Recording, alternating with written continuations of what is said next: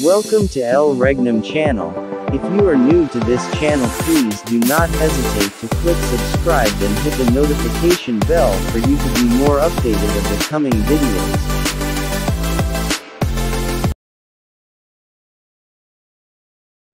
So, maraming salamat po, Hari. No? So, bago po ang lahat, mga kapatid, ako po muna ay humihingi ng gabay sa aming Supremo sa kaharian ng Diyos, ang aming Supreme Founder of the Kingdom of God, His Majesty, Sovereign King Philemon Ondok Riambonansa. Isang mapagpalang oras po, Malari.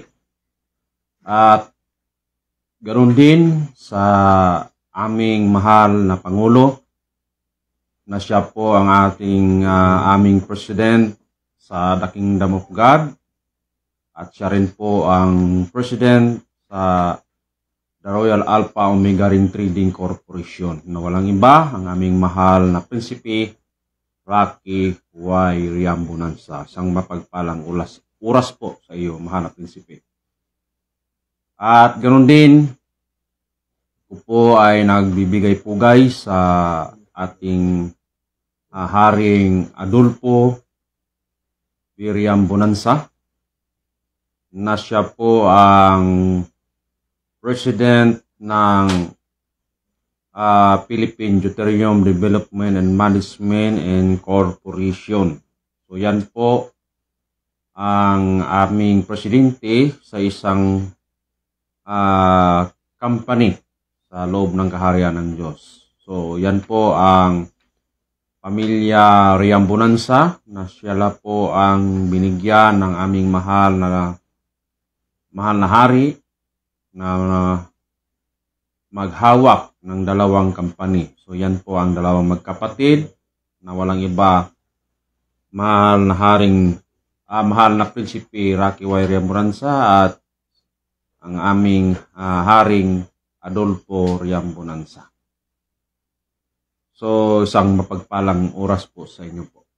At muli ako po ay nagpapasalamat sa lahat ng mga nanay sa loob ng kaharian ng Diyos, spiritual mothers, na nandyan po sila ngayon nakatira sa templo, no? Sa Purok New Jerusalem, sa Rizal Shrine City, sa Dapitan, Zamboanga del Norte. So isang mapagpalang oras po sa inyo, mga nanay. At muli ako po ay nagpapasalamat sa lahat ng mga hinirang ng Diyos mula Region 1 and Region 12, nakasama po ang aming regional director sa Region 2, walang iba, Haring Edgar Paloligotom. Isang pagpalang oras po sa iyo, Hari. At ganun po sa iyong Reyna, na walang iba, Reyna Rose Padillo Ligotom. Isang mapagpalang oras po rin. At sa lahat na mga pinili din sa buong Pilipinas, mula Luzon, Visayas at Mindanao, mga propita ng Diyos, o tinatawag po dyan sa mga provincial leader, no? Yan po yung mga tinatawan sa kaharian ng Diyos mula Luzon, Visayas at Mindanao. Isang mapagpalang oras. At ganun din sa mga ibanghilista ng Diyos, na yan po ay tinatawag na mga municipality kaharian ng Diyos. So mula Luzon, Visayas at Mindanao din yan. At ganun din sa papastor, na yan po ang kinatawan ng Diyos na bilang barangay leaders, no? Dito sa bansang Pilipinas, mula Luzon, Visayas at Mindanao. Isang mapagpalang oras po sa atin lahat. At hanggang doon sa mga guro, no? Na tinatawag po yan na mga purok leaders. So yan po ang kinatawan ng Diyos, no? sa pagbabagong anyo sa bagong Jerusalem. No? Bakit natawag ko na bagong Jerusalem? Kaya yan po ang aking papaliwanag sa gabing ito. So bago po natin umpisahan, ako po ang iyong lingkod sa gabing ito. Walang iba, Haring Roger Pagumpana, at nagpapasalamat din ako sa aming kapatid na dito sa bahay po nila, na dito po kami gumaganap sa pagla-live, no, sa Facebook sa province of Quirino, na walang iba sa bahay po ng ating kapatid ngayon, walang iba, Reyna Merly Baltasar. So muli, ako po ay nagpapasalamat sa lahat ng mga sumabaybay sa kaharian ng Diyos sa palatuntunan Consumatum Is. Nang ibig sabihin ay tinapos na ng Diyos ang kanyang gawain. So sa gabing ito, kami po ay nagpapasalamat sa lahat ng mga viewers na taga-subaybay sa kaharian ng Diyos, na muli na naman po kami na nagpapahayag sa plano ng Diyos sa buong daigdig. So ang tanong, ano po ba yung plano ng Diyos? So hindi po ako mahiya na sabihin sa inyo, mga kapatid, na ang plano ng Diyos, ito po yung tinatawag na Kingdom of God. No? Yan po ang malaking plano ng Diyos. Kasi ang Diyos, siya po ay magtatayo ng kaharian. Yan po yung plano ng Diyos, na magtayo ng kaharian. So ang tanong, mga kapatid, sino po ang ating nakikilala na Diyos sa buong daigdig? So walang iba ang ating Panginoong Jesus Christ. No?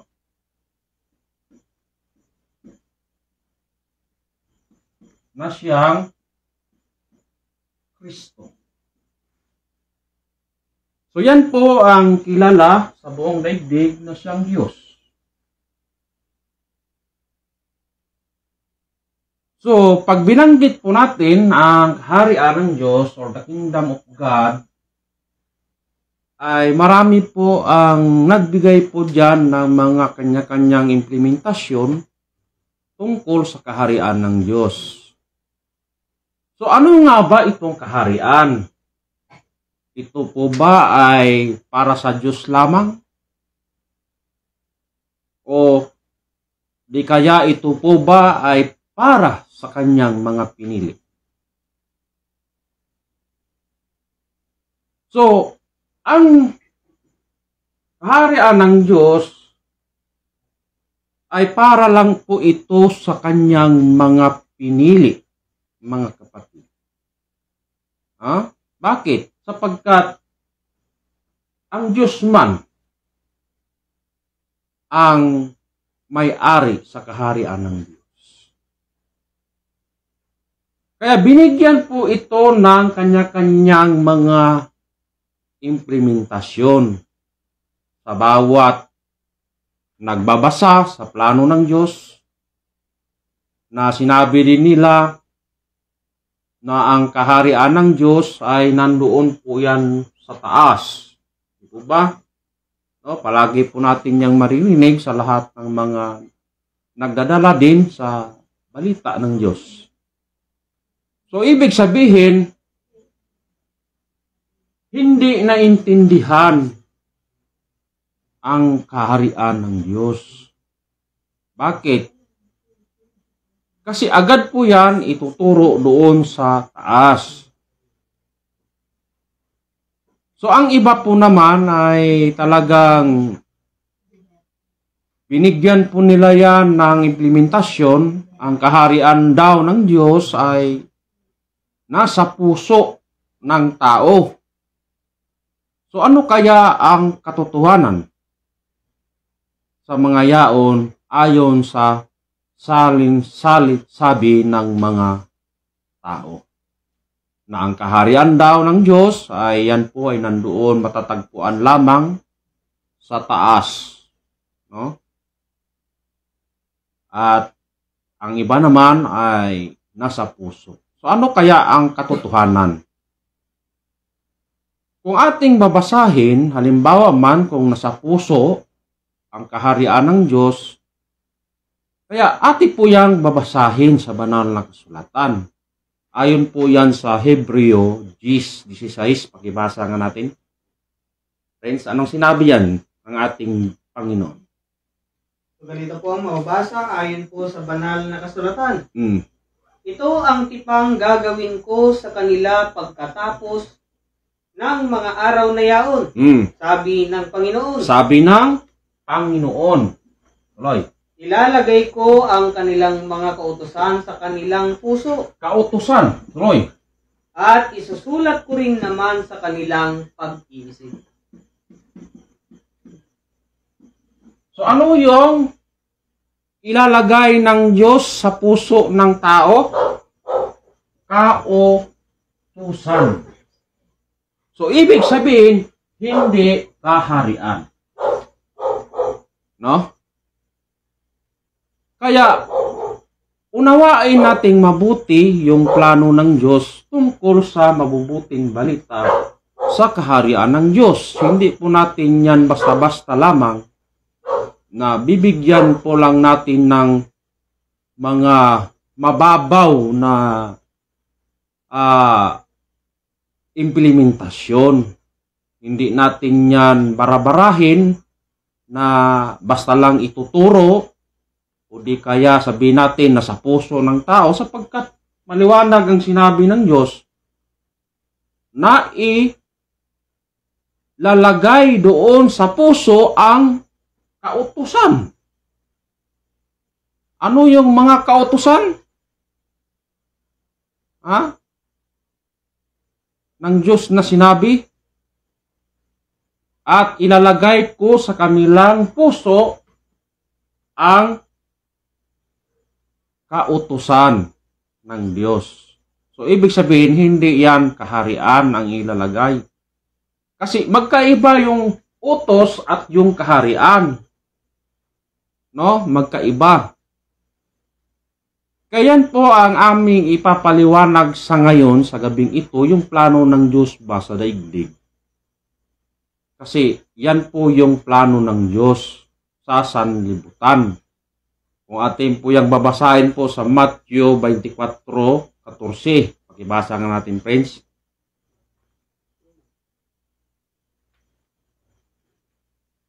So, ganito po ang mababasa ayon po sa banal na kasulatan.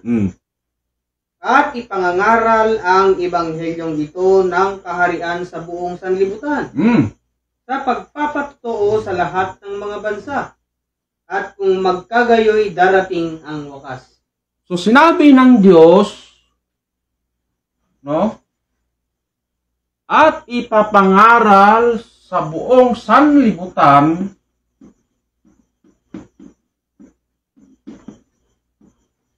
ang ebanghelyo sa kaharian ng Diyos. So bakit sinabi ng Diyos na sanlibutan? Hindi kasi matawag na sanlibutan kung walang tao. No? At ipapangaral sa buong bansa. Ano ang ipangaral? Tungkol pa rin sa kaharian ng Diyos. Napakaliwanag po mga kapatid.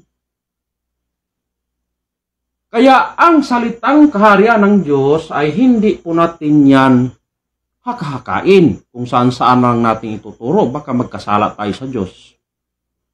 Mga kapatid. Kaya nagpapasalamat po kami dahil po sa aming mahal na dakilang guro, mahal na hari, Filemon Undok Riambonanza, siya po ang nagbigay at nagpapahayag sa kaharian ng Diyos. No? Bakit siya po ang nagpapahayag? Kaya nga, alamin natin ang istorya ng Diyos sa daigdig. Lalong-lalo na po itong kaharian ng Diyos. Sapagkat sinabi ng Diyos na siya'y maghahari. No? Bakit? Sapagkat ang titulo ng ating Panginoon, siya po ay hari, siya po ay pastor, at siya po ay guro. No? So, particular dito, yung hari, no? Pagkat siya po ang hari sa buong daigdig. Kaya ang tanong, mga kapatid, anong mga bansa ang pinili ng Diyos na doon niya itatayo ang kaharian? So, salaysayin po natin ang istorya ng Diyos bago natin ipapahayag yung mga nakatagong lihim. Kasi tinago po ng Diyos ang mga lihim na salita sa banal na kasulatan. Kaya nga sinabi ng aming mahal na dakilang guro na ang Bible, hindi mo ito maintindihan o di kaya dilim. Bakit dilim ang Bible? Sapagkat hindi naintindihan or hindi naunawaan. No? Kaya dilim sa mga tao ang Bible. Bakit? Kasi nagbigay po sila ng kanya-kanyang mga papahayag. Hindi ba sinundan yung kautusan ng Diyos? Ano ang ibinigay na kautusan ng Diyos? Mga kapatid, sinabi nga ng Diyos yan. Kung ating babasahin yan sa banal na kasulatan sa Matthew 6:33. Pakibasa natin, friends. So, ganito po ang mababasa ayon po sa banal na kasulatan. Dadapot hanapin muna ninyo ang kanyang kaharian at ang kanyang katwiran. At ang lahat ng mga bagay na ito ay pawang idaragdag sa inyo. So, ang utos ng Diyos ay hanapin. Muna hanapin ang kaharian ng Diyos. So, ibig sabihin, na kung pinapahanap ng Diyos, ibig sabihin mayroong pangyayari ang una. No? Kasi hindi naman mag-utos ang Diyos na hanapin nyo muna ang kaharian ng Diyos. So ano ba yung istorya nung una? Bakit pinapahanap ngayon ng Diyos ang kaharian? Yan po ang ating unawain. Hindi po tayo agad-agad kung saan natin ituturo ang kaharian. Bigyan po natin ito ng implementasyon at higit sa lahat yung solusyon para maunawaan sa lahat ng mga tao. Para hindi matawag na ang Bible ay dilim. Bakit? Naunawaan eh. Pag hindi mo talaga maunawaan ng Bible, dilim talaga yan. Bakit? Dilim. Hindi mo maunawaan eh. Lalo lang nga itong kaharian. Pag binanggit mo yung kaharian, ituro mo kaagad yun sa taas. Turo kaagad dito sa puso. Ang tanong, naintindihan ba? Unanawaan ba yan? Hindi. Kaya, yung plano ng Diyos, kaya sinabi ng Diyos, hanapin nyo muna ang kaharian ng Diyos. Bakit pinapahanap? Saan ba nag-umpisa ang kaharian ng Diyos? So, nag-umpisa po yan sa panahon ni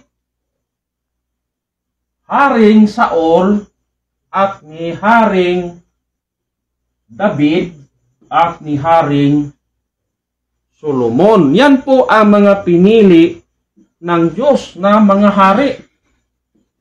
Kasi magtatayo man ang Diyos ng kaharian.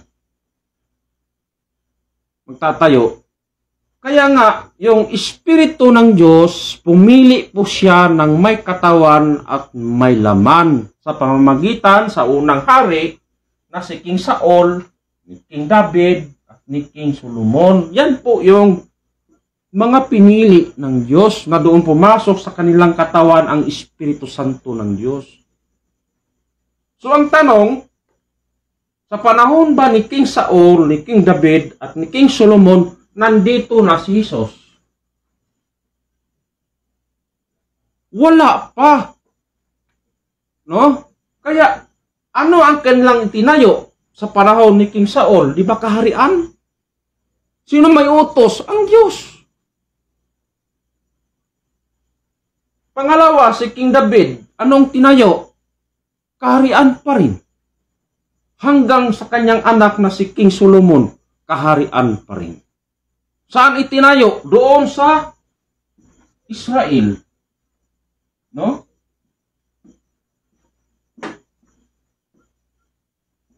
Doon itinayo sa Israel. Ang tanong, ano ba yung Israel? So bansa po yan mga kapatid. Bansa siya na doon inilagay o pinahayag ang kaharian ng Diyos. Pumili ba ang Diyos ng may laman at katawan para doon sa kanyang plano? E ngayon, natapos na. No, natapos na ang kanilang paghari doon sa Israel. Bakit natapos? Sa pamamagitan dito. No? Kay King Solomon. Natapos ang kaharian. Saan? Doon sa Israel. Bakit? Pinili yan kasi ng Diyos. Kasi ang Israel, ang pinakasentro po dito, yun ang Jerusalem. Yan po mga kapatid ang istorya ng Diyos ba? Tungkol sa kaharian. Ang sentro sa Israel, yan ang Jerusalem. Ang tanong, ang Jerusalem po ba ay pinili ng Diyos? Ano ba itong Jerusalem? Basahin po natin yan sa Jeremias 3:17. Pakibasa po natin, friends. Ano ang sinabi ng Diyos tungkol sa Jerusalem? So ganito po ang mabasa ayon po sa banal na kasulatan. Sa panahong yaon ay tatawagin nila ang Jerusalem na luklukan ng Panginoon. At lahat ng mga bansa ay mapipisan doon sa pangalan ng Panginoon sa Jerusalem. Hindi na rin lalakad pa man sila ng ayon sa pagmamatigas ng kanilang masamang kalooban. So, tingnan po natin yung plano ng Diyos. Ang Jerusalem ay pinili na siyang tirahan ng Diyos. So, ibig sabihin, pag dito nakatira ang Diyos, anong tawag doon? Siyempre, kaharian ng Diyos o the kingdom of God. Bakit? Kasi siya ang may-ari sa kaharian ng Diyos. Kaya pumili po siya ng bansa para doon tumira ang Diyos. Kasi hindi naman magkahiwalay yung tirahan ng Diyos, yung kaharian. At higit sa lahat, hindi rin magkahiwalay ang kaharian at yung Diyos. Kasi siya yung may-ari. Ngayon, hindi man natupad na dito itatayo ang kaharian ng Diyos. Bakit? Doon sa panahon na ng ating Panginoong Hesus. Ito, babanggitin na natin ang ating Panginoong Hesus sapagkat siya ay binigyan ng utos. Kasi Kristo po siya pinili, ibig sabihin, doon na naman ibinigay ang utos upang itayo muli ni Panginoong Hesus ang Kingdom of God. Na nawala ba dito sa panahon ni King Saul, ni King David, ni King Solomon? Nawala ang kaharian. Kaya, pumili ang Diyos sa binhi. No? Sa binhi ni David. Lahi ba? Mga lahi. Royal family. So dito pa rin lumabas sa mga lahi ni David hanggang ni Solomon. Hanggang kay Abraham. Hanggang kay Isaac. Hanggang kay Jacob. Kaya dito sa panahon ni Jacob, lumabas si Panginoong Hesus upang itayo ang kaharian ng Diyos sa Jerusalem o sa bansang Israel. Ngayon, dahil hindi man tinanggap ang ating Panginoong Kristo sa bansang Jerusalem, kaya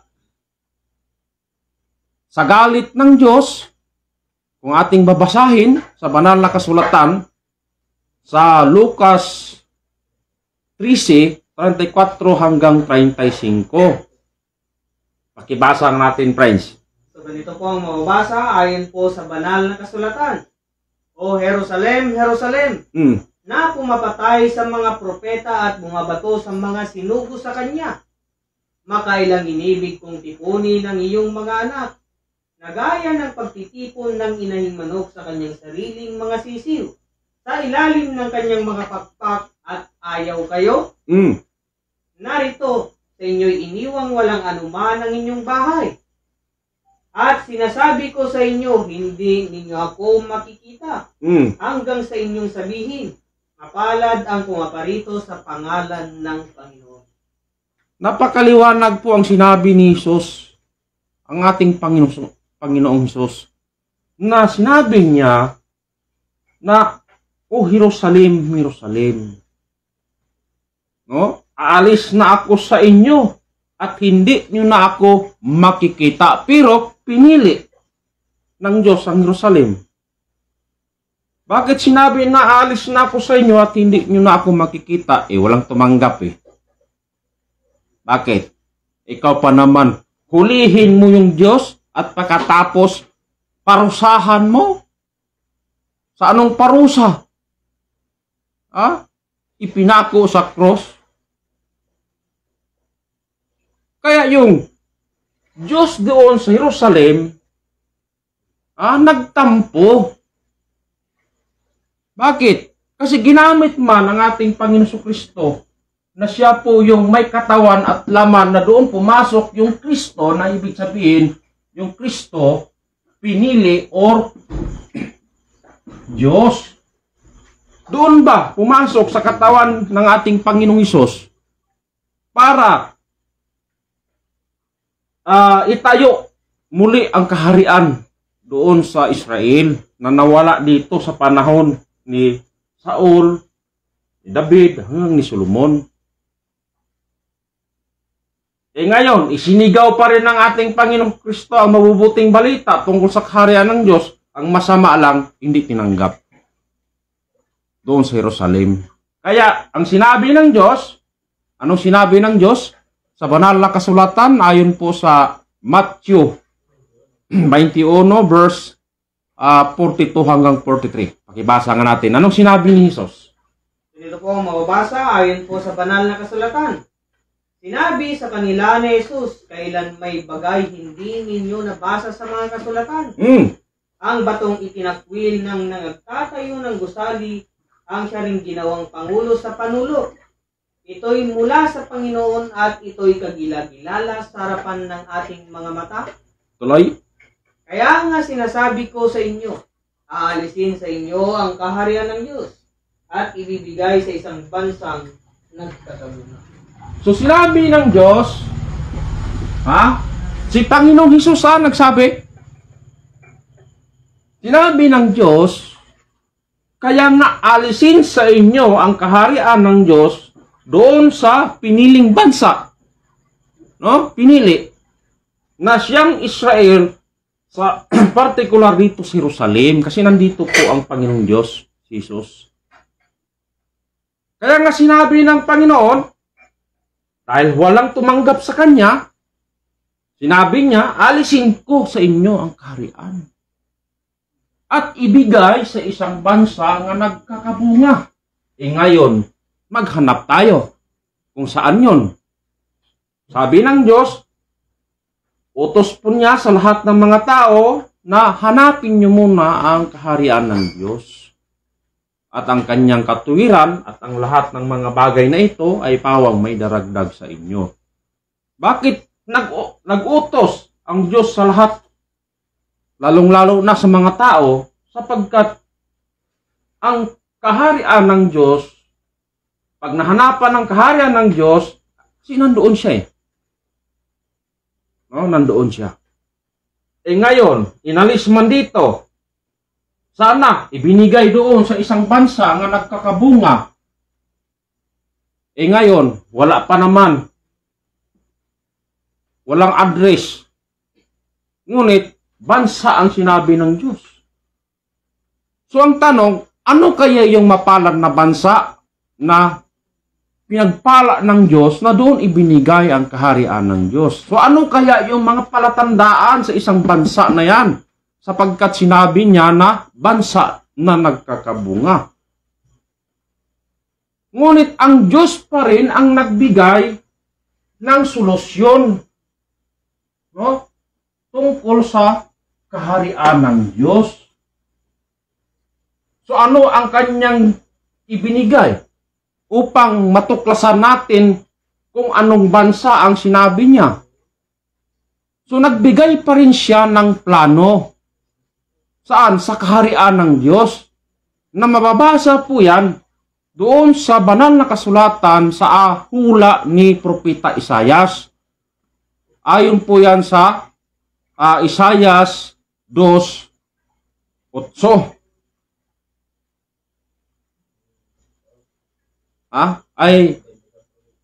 Hindi. Isaias 2:8. Kasi nasaan na yung sinabing bansa na doon mapalad na pinagbigyan ng Diyos sa kanyang kaharian. Pakibasa natin, Isaias 2:8. So ganito po ang mababasa ayon po sa banal na kasulatan. Ang kanila namang lupain ay puno ng mga Diyos-Diyos. Okay. Maliwanag ha. Tuloy. Kanilang sinasamba ang gawa ng kanilang sariling mga kamay na ginawa ng kanilang sariling mga daliri. So ayon po sa plano ng Diyos sa kanyang hinula na ang lupain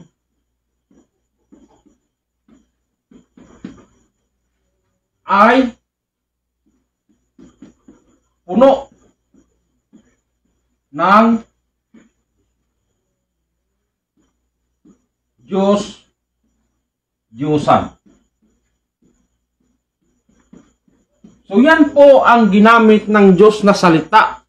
Plano ng Diyos doon sa isang bansa kung saan doon niya ibinigay ang kaharian ng Diyos. Kasi pinapahanap na ng Diyos eh. Sabi ng Diyos, hanapin niyo muna ang kaharian ng Diyos. Bakit pinapahanap? Kasi inalis na doon sa isang bansa, sa Israel, na particular doon sa Jerusalem. No? Jerusalem. Sapagkat nandoon po nakatira ang Diyos.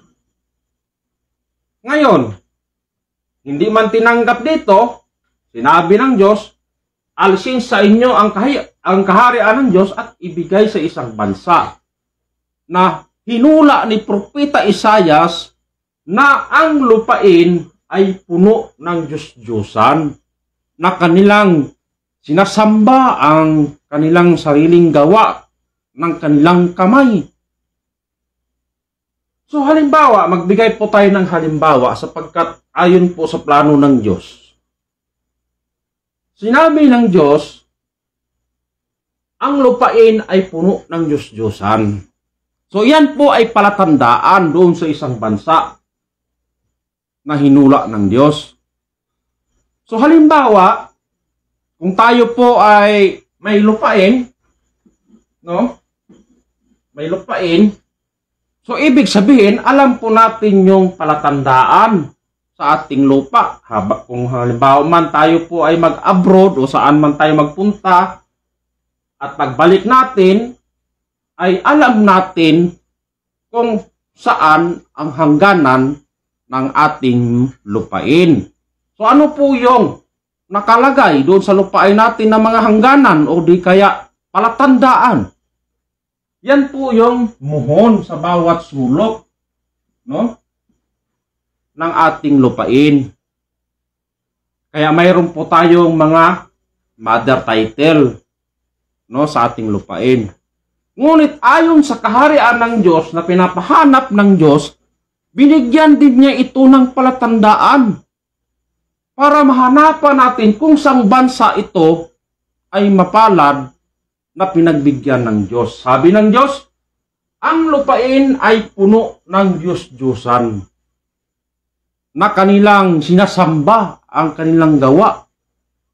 So, ang tanong, saan po natin yan makikita na lupain na puno ng Diyos-Diyosan?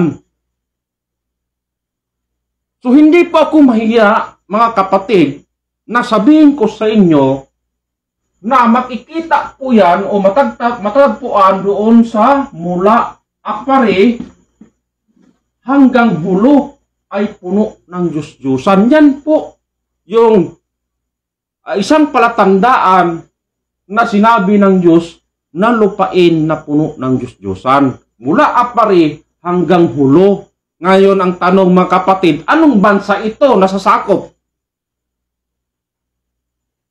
Na doon matatagpuan yung mga gawa ng kanilang sariling kamay na kanilang niluluhuran at kanilang sinasamba. Ano po yun? Yan po yung mga ginagawa ba nila na nitikit sa kanilang mga kamay, yung Santo Niño, isa po yan na kanilang niluhuran, sinasamba. Yung tinatawag na San Lourdes, higit sa lahat, marami pang mga gawa ng kanilang sariling kamay na kanilang sinasamba. Saan po yan matatagpuan? Makikita, doon lang po yan. Mula Apare hanggang Hulo. Ha? Saan po yan? Sa ating bansang Pilipinas. Bakit? Doon lang naman yan matatagpuan eh. Mag-research kayo sa buong daigdig. Sa lahat ng mga bansa kung mayroon bang ganito na parabol sa banal na kasulatan kung saan ito nakatugma. Kasi kung ating isipin, alamin natin ang kilos at galaw sa kaharian ng Diyos sa buong daigdig at yung kilos at galaw sa isang bansa kung saan nakatugma yung hula sa banal na kasulatan. Ngayon, bansang Pilipinas man ang nakatugma ayon sa palatandaan ng Diyos na ang lupain ay puno ng Diyos-Diyosan. Mag-search kayo kung saan. Anong bansa yung maraming Diyos-Diyosan? Walang iba. Bansang Pilipinas. Bakit?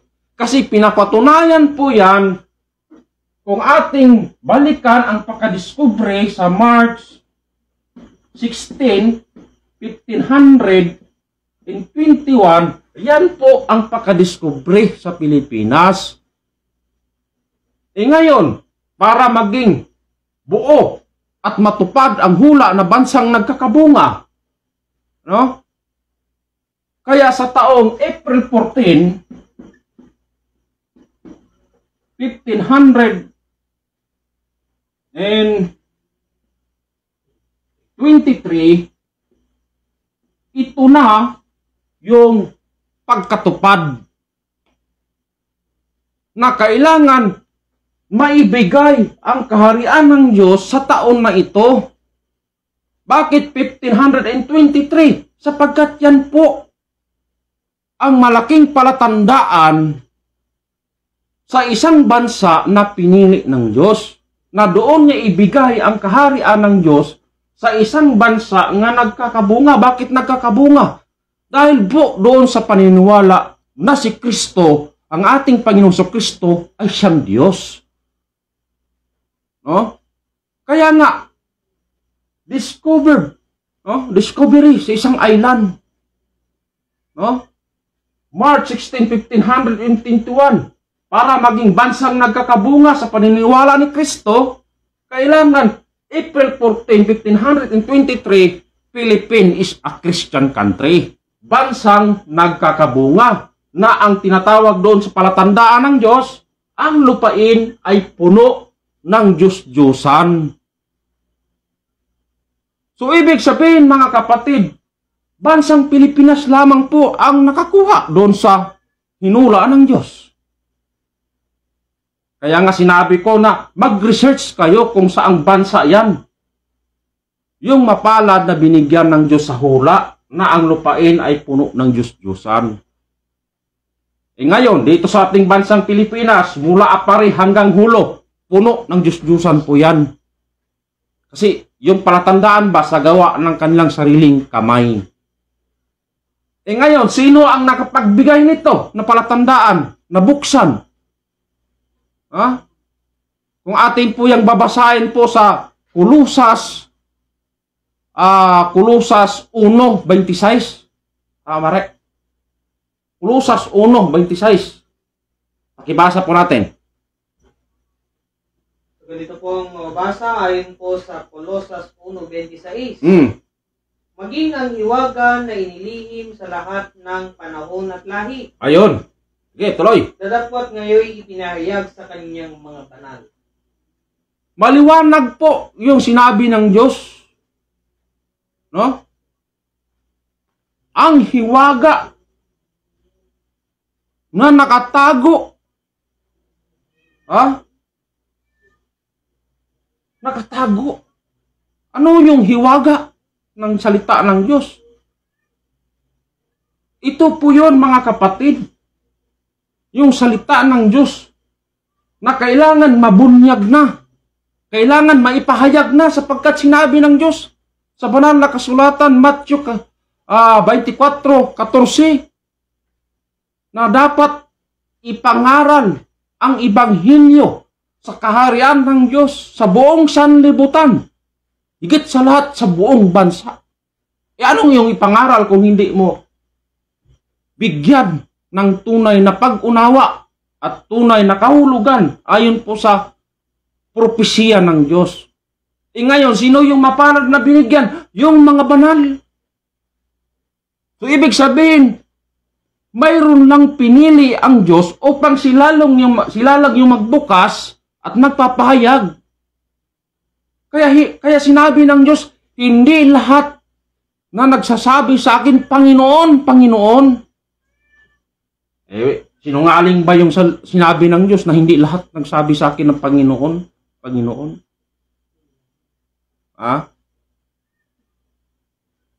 Na sinabi, hindi lahat.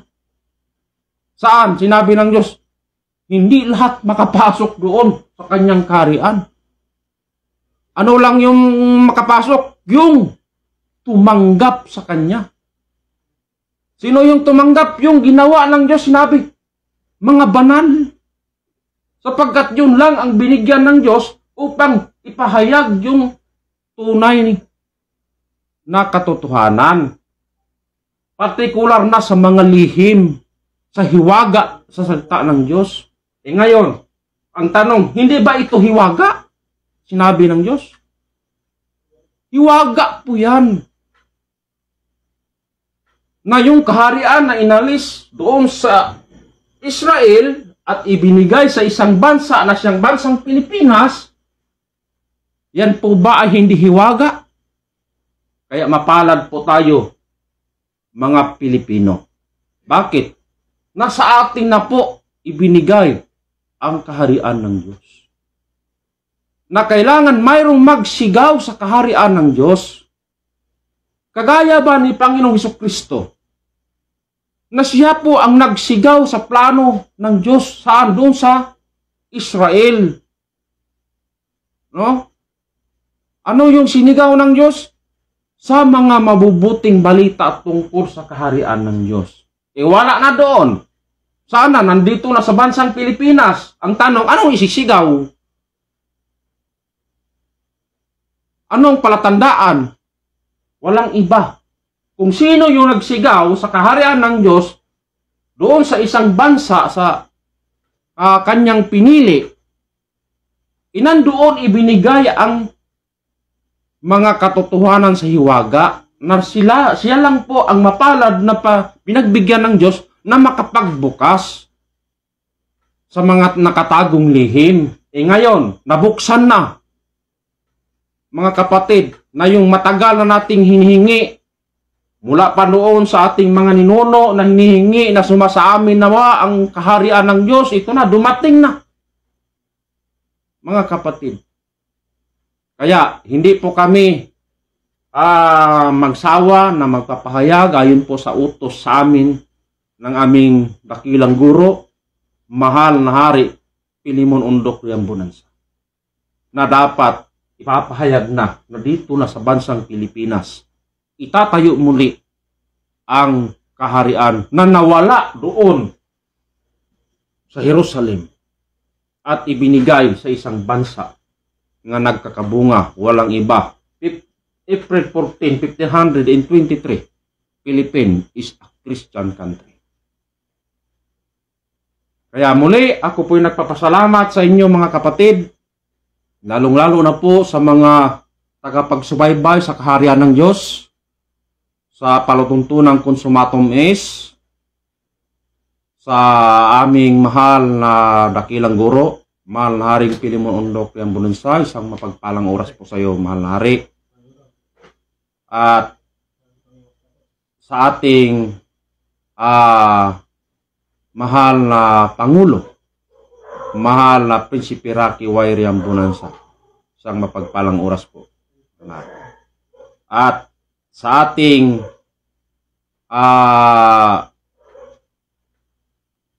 Regional Director sa Region 2, walang iba, Haring Edgar Palor Ligotom, isang mapagpalang oras po, Hari. So muli, ito po ang iyong lingkod.